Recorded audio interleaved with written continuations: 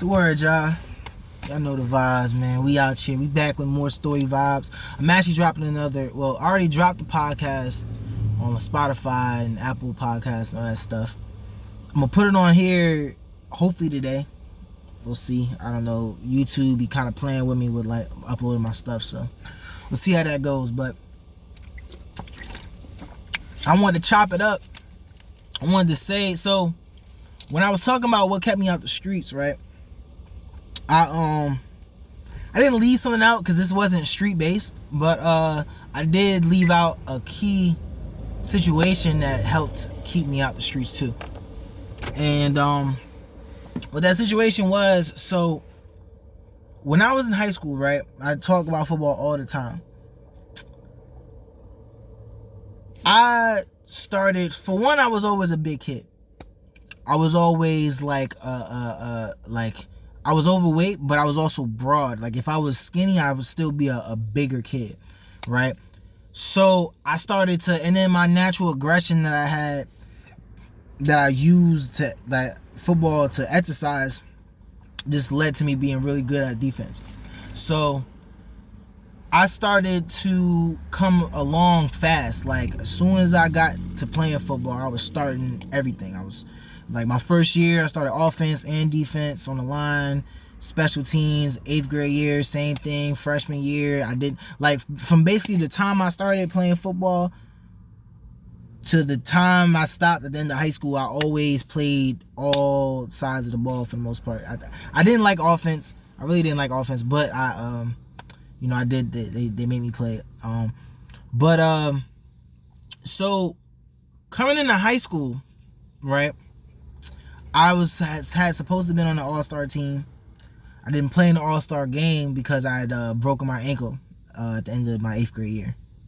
Broke it bad too. I fucked my ankle up, bro. So coming into high school, I wasn't as known, but people who did know me knew I was good. Started playing, starting, and I'm killing shit. Like we sucked. Like as like I did we win a game my freshman year? I don't even know if we won a game my freshman year. As a matter of fact, no, we did. I think we beat Bridgeport by like a point. We were terrible, bro. Like I'm talking about, we were not good. But yeah. So start freshman year, killed it. Now here's the thing about football, right? And here's the reason why I'm saying this ties into the street thing. There's gonna be a time in life, I feel like everyone. And everyone goes through it, where you figure out that not everybody is really your friend, right? And when I mean not really your friend is, I'm one of those people, bro, I'm a loyal friend. Like if you haven't gauged this from these stories I've been telling, bro, and I got more of them in the Marine Corps, college, all of them. Like when people fuck with people who I fuck with, it's up. Like that's why I'm real picky about friends, because I don't want to crash out for somebody who not necessarily not gonna crash out for me, because I got friends that I know if I was in trouble physically, they probably wouldn't be able to help. They don't have the temperament to help, but I know that they gonna like be there for me type shit. You understand? So one of the things that switched my mindset on people and everything was this year of football, and this is my sophomore year. But going back into it, so leading into my sophomore year, you have spring camp for football. Now, spring camp came around, and like my coaches that were like my freshman coaches, they raving about me. Like they're telling everybody how good I was. I won freshman of the year, and right then and there, like I'm seeing niggas wasn't really fucking with that. Like I like people making comments, say, oh, the coaches be sucking your dick and yada yada yada, just saying some sly crazy shit, right? And was like to the point where some motherfuckers was talking to me was actually mad. Now I didn't know the reason why it confused me was because, again, you gotta understand, bro, football is the ultimate team sport. So we're essentially a family. Like I'm like if one of my homies was doing some shit, I was hyped for him. I was like, yo, let's fucking go, bro. Like this is up. Like that's how I've always been. Like, if one of my homies right now hit me up, like, for example, my homeboy Dave just went to OCS to become an officer in the Marine Corps. I was more excited. He'll tell you, I was more excited on the phone than he was. I'm in this bitch geeked. I'm like, that's my fucking dog. You feel me? So, I was like that back then. So, like, when I'm doing well and the coaches praise me and shit, I'm thinking my homie's gonna be on the same boat. Like, you feel me? That wasn't the case. Now, spring season come up. I do really well in the spring game. I'm going against the varsity players in the spring game. I'm doing my thing. I'm doing well.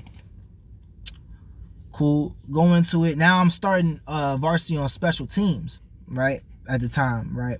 Special teams, and then on JV side, as a sophomore, I'm slaughtering shit. Like, I'm putting in work. Coach is still raving. Niggas is not fucking with it though. Like, I'm talking about, like, I had, like, there was a dude on my team named Dennis. He was their star linebacker. In general, he was kind of a dick. Like, niggas didn't like him.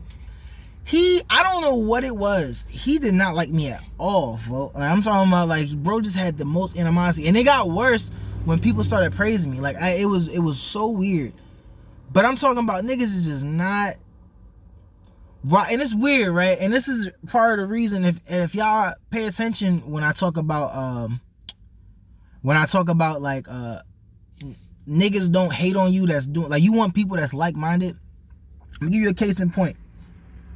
My homeboy Carl was what I was on. He was a bit. We were basically like the same as far as, like, we started getting good and turning up at the same time in football. The only other person I would say would be Parrish, but Parrish got in trouble a lot, so he didn't get to play. But me and Carl, like, when I, like, as much as I played on varsity my sophomore year, I think Carl did just about the same. So I never felt that animosity from Carl because Carl was doing good, but I was feeling it from other niggas that wasn't doing as well. So, like, there was that, you know what I mean, just other sophomores and shit. I mean, at this point, they're juniors. Now, here's why I say this is where I started understanding shit. There was one game, one of the linebackers got hurt. I played the whole game. It was against McMahon. I did alright. I didn't do anything crazy. I had a tackle. I had like maybe 3 tackles. Did alright, but I played the entire game as a sophomore. So now I'm feeling good about myself. Like, you know what? I did pretty well. Like, I didn't, I just went out there, did my thing. Fast forward later in the year, we going against one of the top teams in the state. Now, I'm gonna give you an idea how much better this team really was than us. We went against a team, Staples. Staples blew us out like 60 something to like 20. Beat the fuck out of us. I'm talking about these motherfuckers. Like, we started scoring a little bit, like they was playing around on defense. They was beating the brakes. I'm talking about niggas took the belt out and was whacking shit. I'm talking about getting, like, put belt to ass for real. Like, beat the shit out of us. Like, they wasn't fucking around. They had like 8 all-state niggas on that team. So they was just slamming shit. So, Greenwich, which was the team that I'm talking about, Greenwich beat Staples by like 2 touchdowns later in the year after this game. So this is how good Greenwich was. So we go to Greenwich. Dennis, funny enough, the dude that was a dickhead, he gets hurt. They decide to start me. Now, here's the thing. Like I said, I felt the animosity from other players. And like I said, it was only players that wasn't good. Like, anyone on the team that was a good player, I didn't feel that animosity from. But the niggas that, like, sucked, the bench warmers, the niggas that just wasn't playing, they was just always just feeling a way about me. Which was weird to me because I'm like, again, like, it's a family, so I'm not, you know what I mean? But again, I'm starting to learn how niggas think. You see what I'm saying? I get in the game. I do really bad. Really, my confidence was shot after the first, because it was the first drive. Niggas is moving like this. And like I said, I had played in a varsity game before. I've been getting varsity minutes. I wasn't, you know what I mean? It wasn't like this was my first time playing a varsity game, but this team was so good. And they were so fucking fast. Like, they had a dude on the team, Austin Longy. Bro, Austin Longy, he ended up going to Division 1. This motherfucker ran a 4.3. I'm talking about, like, if you've never been on the football field, and I don't know if anybody has played, but if you've ever been on a football field and you get around people that run, like I know in the NFL everyone runs a 4.4, so people don't look, they hear the number and it's like a 4.4, whatever, a 4.5. But like seeing real time 4.4, 4.5, 4.3 speed, bro, is like it's like this motherfucker is flying. Like you don't even think, like when you hear people, like for example, you hear people talk about Tyreek Hill. Like, well, I mean, you can see it because he's so fast. But like, I guarantee if you used to talk to people that played against him, like they'll be like, "Yo, it's like this motherfucker. Like, how is he moving so quick?" And that's how I felt with Austin Longy. Like the motherfucker was so fast. Like I remember he caught some shit in front of me, bro. As I was getting into my break, he's already like it feels like I'm moving in slow motion. Like I see him, he catch it, right? Like if this is him, I'm like, all right, cool. I'm coming forward, and as I'm coming forward, and as I'm turning, he's already like it's like it was crazy. He was so quick. Now again, I'm a sophomore. Now I get to the sideline. Like I told you, like now I was feeling it from my teammates. I wasn't feeling it from the coaches. The coaches was cool. You would have thought these I'm talking about, they talking to me so crazy, bro. Like what the fuck are you doing, man? Like they snapping on me, bro. I'm like, what the fuck is this? Like, whoa. Like I'm already kind of like this because these motherfuckers are so good. It's not even just, like I said, like they were fast, but they're linemen, bro. Like I'm coming in on blitzes, right? Again, I'm a sophomore. I'm coming in on blitzes. I'm used to motherfuckers. Like I was an aggressive kid, so like when I came in on a blitz and the lineman picked me up, if they sent the lineman from me, I used to like blow into motherfuckers. I'm talking about like if you were like somebody, you saw me, because I wasn't that big, but if you saw me, you was a lineman, and you kind of just, all right, well, I mean, you was kind of, once I came and threw that elbow on you, I used to like put my elbow into motherfuckers' neck. So I used to hit on your chest and run up into your neck, and I used to like, I'm talking about, I used to hear motherfuckers like, and I used to do that shit. I would punch niggas in their stomach. I used to, like, I was a nasty little motherfucker. But, like, so, when I'm coming on these blitzes, they blowing me back. I'm like, holy shit. Because their lineman was big. Like, these wasn't no little, like, now I'm thinking about it, McMahon's line was big, but they wasn't, like, strong like that. Like, when I would come on blitzes and shit, it didn't feel like, but Greenwich was, I'm like, oh, shit. You feel me? I'm like, wow, these motherfuckers are strong. Like I said, it was one of the top teams in the state. I don't know if they won states that year. I want to say they at least got to. I know they made the playoffs. I know that much. But anyhow, after this game, this is why I say you realize it was like niggas was excited that I didn't play well. The coaches blamed me for the loss. Now, let me tell you what the score was of this game. The score was like 50-something to like 14. I got blamed for the loss. Like, and you ask anybody who was there, they basically, like, the loss was placed on me. A 50-something to 14 game where I didn't play it, they took me out. Right, I didn't want to go back in. Like, it was a point in time I was like, yo, I don't even want to play no more. Like, keep me out. My confidence was so shot. I was like, I don't want to play. So they blamed me on it. Now, here's why I say I learned about how this shit worked. Because you gotta understand, bro. Like, again, it's football. So I'm thinking this, like, we a family, bro. Like, man, the way niggas was treating me after that game, folk. I'm talking about coaches had real live beef with me. Like, coaches, I'm walking through the hallway, folk, and the coaches, grown adult men, is like, they'll look and turn their back on me, folk. I'm like,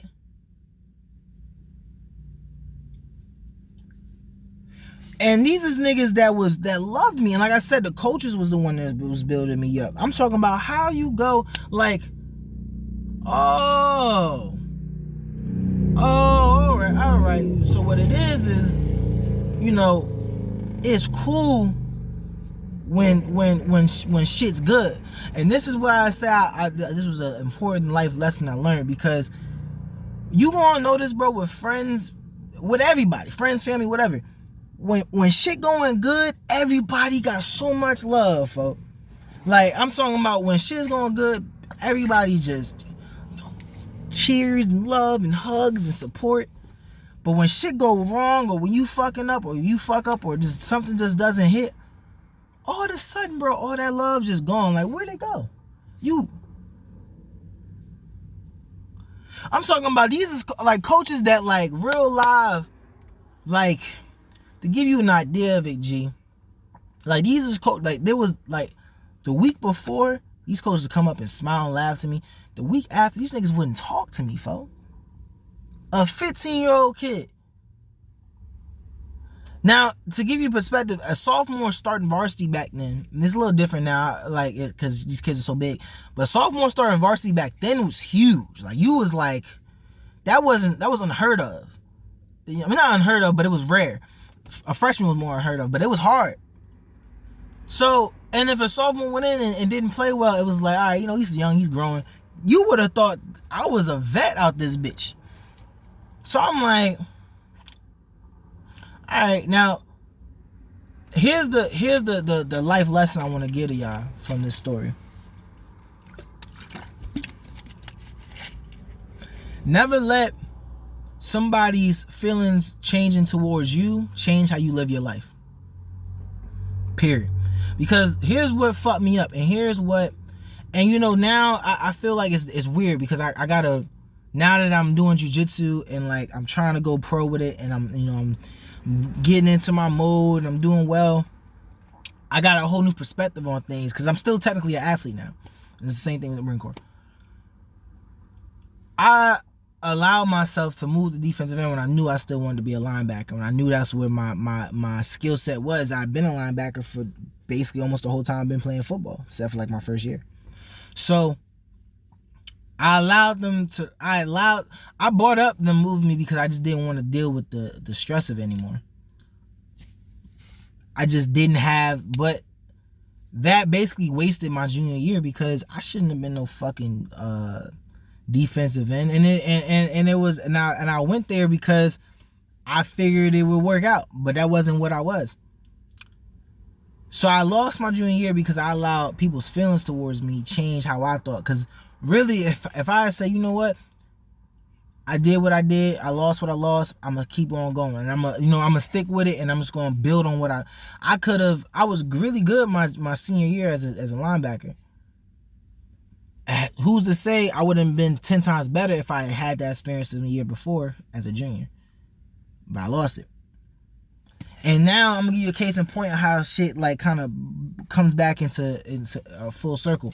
When I was jiu-jitsu in my,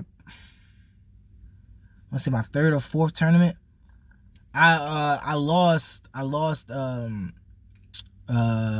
my first intermediate match, which is my first jump. So I was a beginner. My first jump to intermediate, I lost. I got second place. Instead of me revamping my whole game because I lost because I just couldn't sweep them, I was like, nah. I'm going to improve on what I'm already good at while also making changes to where my deficiencies were, right? And on a smaller scale, just people who just follow me like at work and stuff like that on social media, when they saw I lost, niggas was talking crazy all week. Didn't even let it move me or whatever. I'm still gonna keep doing what I'm doing. And since then, I haven't lost another match. Like, since that tournament, I got like 3 gold medals, 3 or 4, and I haven't lost again. And I got another tournament coming up at the end of this month. But I'm talking about, like, I've been knife through butter, slaughtering shit, and it was because I stopped letting people like negative actions and feelings towards me change how I acted. So what the gist of the story is, bro, niggas, everyone loves you when things are going right. 100%. When things are going good and it's love, everybody loves you. But when shit go left, you see who really fuck with you. But regardless of who does or doesn't fuck with you, you have to stay the course. Believe in what you believe, bro. Like, you gotta, like, I'm gonna be honest with you, like, I'm so, Like my mental fortitude is so different now that like I don't even allow, like don't get me wrong, I appreciate when people give me praise and I appreciate the good words, but like I'm tunnel vision. Like I'm not even like the like I really only like listen like to negativities just so it can fuel me up. I use it as fuel, like it gets me back on track. But I mean, I do what I do, bro. Like it's like I'm so removed from other, because I'm telling you right now, bro, like things are not always gonna go well, and you're not always gonna have that support. And I don't even look for it. I just like, you know what?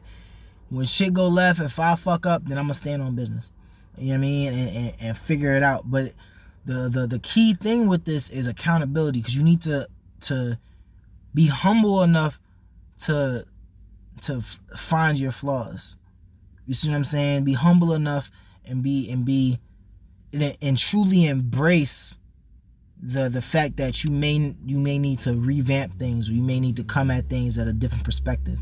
And when I in my book, in the planning chapter, you know, I speak about how if you stand back from a situation that you really want to accomplish, if you really take a third person look almost from it, you can find different ways to attain your goal, instead of keep running your head into a roadblock. Keep doing the same thing over. Like when I see somebody like a Anthony Davis, who's always hurt, who's always been struggling, like he should have. To me, like when Anthony Davis came into the league, bro, and I shit you not, I said to people he was gonna be the Nets LeBron James. Now people laugh at me now, but if you knew how good, now I don't watch basketball the way I used to, but like if you knew how good he was, bro, if you watched Anthony Davis when he came, especially his first year, he was so good. Crazy good jump shot, could shoot the three, could shoot the mid-range, could work the post, rim protector, good feet, could pass the ball, great. He can definitely average a 6-7 assists, rebound. I'm talking about he was it, bro. Like he was so good. He was a Giannis that could shoot. Maybe not as athletic, but he was a Giannis that could shoot. And the reason why he's not where he's supposed to be is I feel as though, now I don't know if he's allowed people's negative comments to affect his confidence. I don't think so, but he's never taken a seat back to look at himself and figure out, what am I not doing right? Because if you hear him, he said that he's been following the same training regimen since he came into the league. I'm like, if you have been improving exponentially, then why would you do the same thing over and over again and expect to improve more than you already have? You know what I mean? Like he's regressed as far as health and health and stats and everything else, but he still does the same shit. Well, that in and of itself should tell you that he's not taking no accountability and looking at himself in third person to see what he can do to improve. So it's like, you know, I take notes from other people, especially other athletes. You know what I mean? So when I look at myself, and I do this with jiu-jitsu a lot, but I also do it with just life. Like whatever it is I gotta do, I'm just always, how can I be better? How can I be better? How can I be better?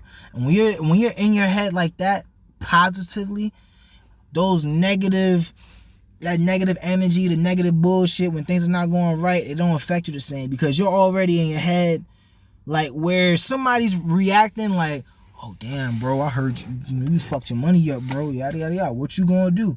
While you giving me that fuck shit or talking crazy, I'm already 3 steps into how I'm fixing shit. As soon as it went wrong, I'm like, all right, cool, boom, all right, how we gonna figure this out? I gotta do this, I gotta change that, I should have did this, if I come here, matter of fact, so I'm already like, I'm not even paying attention to the negative shit coming in, right? So that's just, you know, I wanted to share this because I feel as though, you know, I don't want to, maybe not everyone can relate to that story about why I stayed out the streets, you know, whether you stayed in the streets or whether you just never got into these crowds and shit like that, but I know everybody can relate to, you know, things going wrong and you thinking that people was going to be your anchor, your pillar of help, was going to help you out, and they didn't. And I'm telling you, bro, like separating yourself, accepting that that's a reality, and then separating yourself and finding out how you can be better and taking accountability for your actions and for your mishaps, while also accepting that you're human and these things happen. That shit it will be invaluable to you in the future. So yeah, bro, I just wanted to get that out there. I did not expect for this video to be that long, but you know, I just really wanted to, I wanted, because I felt as though this was something that I needed to speak on. Like, this is a motivational channel, and I want to do what I can to still motivate people. You know, sometimes you get off track. But yeah, man, if you made it this far, man, like, comment, subscribe. Appreciate y'all. Appreciate the support. Y'all be easy. This is Devontae's Reaper Training. Go pick up Tenacious Rose on Amazon, my first book, and we out like